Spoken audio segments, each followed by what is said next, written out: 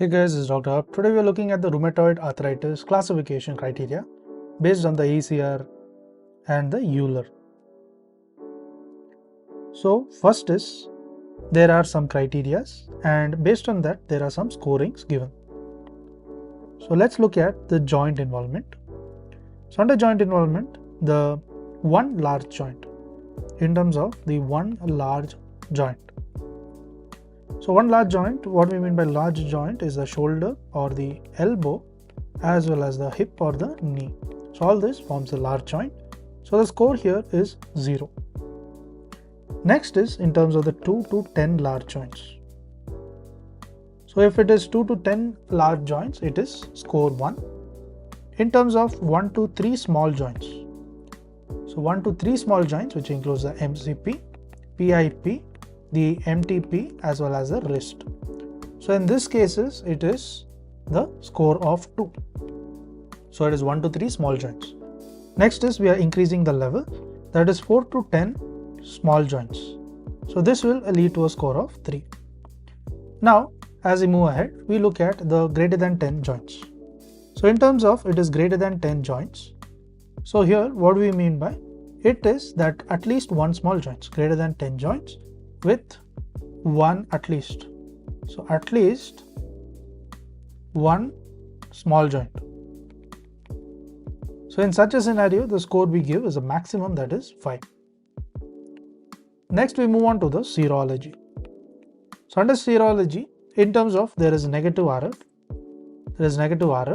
and a negative APCA. APCA is anti-citrullinated peptide antibodies. So it's a type of antibody. So negative APCA.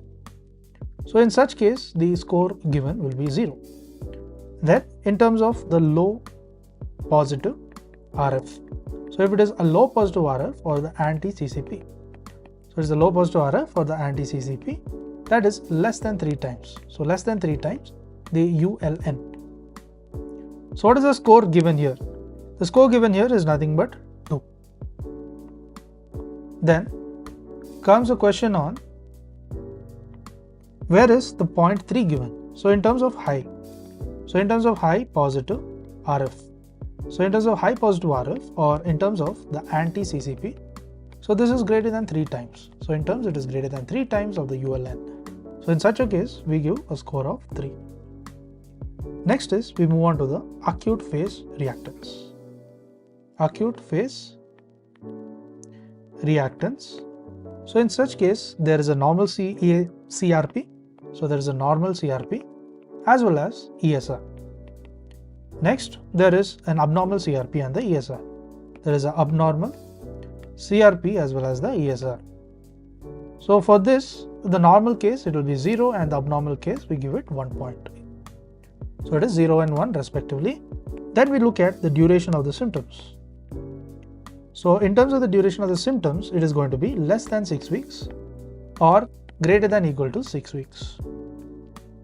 So in such case, it is 0 and 1 points respectively. So here the maximum score which is given is 10.